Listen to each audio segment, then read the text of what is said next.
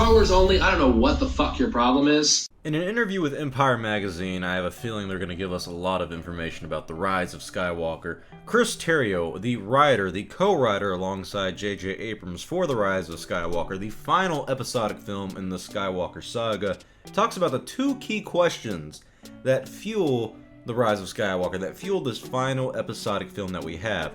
And he talks about it in this interview, and I just want to give you the quotes on what he says. He says, one of them is a simple one. Who is Rey? Which is a question that people not only wonder about literally, but wonder about in the spiritual sense. How can Rey become the spiritual heir to the Jedi? We keep coming back to who is Rey, and how can we give the most satisfying answer to that, not only factually, because obviously people are interested in whether there's more to be learned of Rey's story, but more importantly, who is she as a character? How will she find the courage and will and inner strength and power to carry on what she's inherited? The second question he says is, how strong is the Force? It sounds a little simple, but actually when you get down to it, that is sort of a Zen koan that we would really meditate on. Not literally in yoga poses or anything, but like we would discuss, what is the Force and how strong is the Force? Those two things are really important. So there you have it. That's more or less the narrative and the story that we have going into episode 9 on, yet again, who is Rey and how strong is the Force. I don't like the first part of it, and I like the second part of it. I'm tired of trying to figure out who Rey is, who her parents are. It's one of those things where I never cared about who Mace Windu, who his parents were, who Yoda's parents were, Han Solo's parents, anything like that. I don't need a backstory for every single character on terms of heritage. Rey is a completely fine character in The Force Awakens, but the problem with her is that it's obviously that we're building her arc off of who are her parents. And since 2015, we've been asking the question on who is she? And we're just now going to get the answer, which sure is fine, but it's in my opinion, a misdirection on story. I would have appreciated her character arc go a completely different direction instead of who is this lady, why is she so powerful in the Force, because that's my big problem with her character at the end, is that she has no struggles. Her struggle is simply, who are you? Who am I? Where do I belong in all this? Well, obviously you are the most powerful Force user that has ever lived because you don't need any training and you can do whatever you want flawlessly and no one can stop you. That's why I'm not a big fan of the character of Rey, is she's simply just completely overpowered.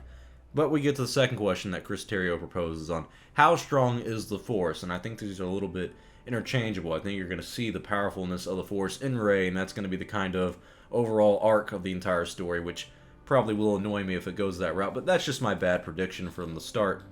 I do like the second question, though, that is driving this film on how strong and how powerful is the Force. We've been getting hints since A New Hope in 77 that the Force is extremely powerful, more powerful than the technological terror of the Death Star and all that stuff.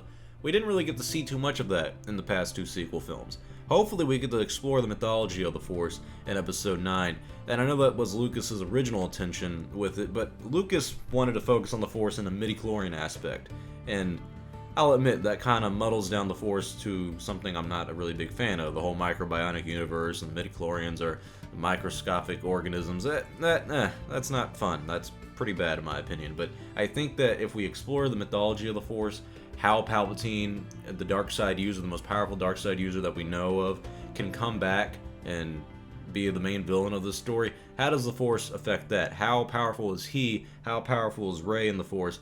The Force Ghosts that might be showing in this film. We all know that we're probably going to get Luke Skywalker as a Force Ghost. How powerful is he as a Force Ghost? You saw Yoda use lightning in the last film as a Force Ghost. Stuff like that is interesting. The mythological part of Star Wars is always what has gotten my attention more than the rebellion versus the Empire. I mean, that stuff is so boring and old, it's repetitive. I don't really like doing that constantly. I like exploring the mythos of the Star Wars universe. I like getting into the deep philosophical discussion of the Force, and I like that that's where the direction of the story is going in Episode 9. And it's, for me, and I hate to harp on the sequel trilogy constantly, I know people do it nonstop, it's one of those things where, why didn't we start this question from the beginning? I'm not a fan of having the same question for every single film in this trilogy of, who is Rey, who is Rey, who is Rey? When in The Last Jedi they said she was nobody. Just leave it be at that. I mean, I'm tired of focusing on who her heritage is, who her parents are. Just want to get on with the story. And I guess the main story is her and how powerful she is with the Force and who her parents are.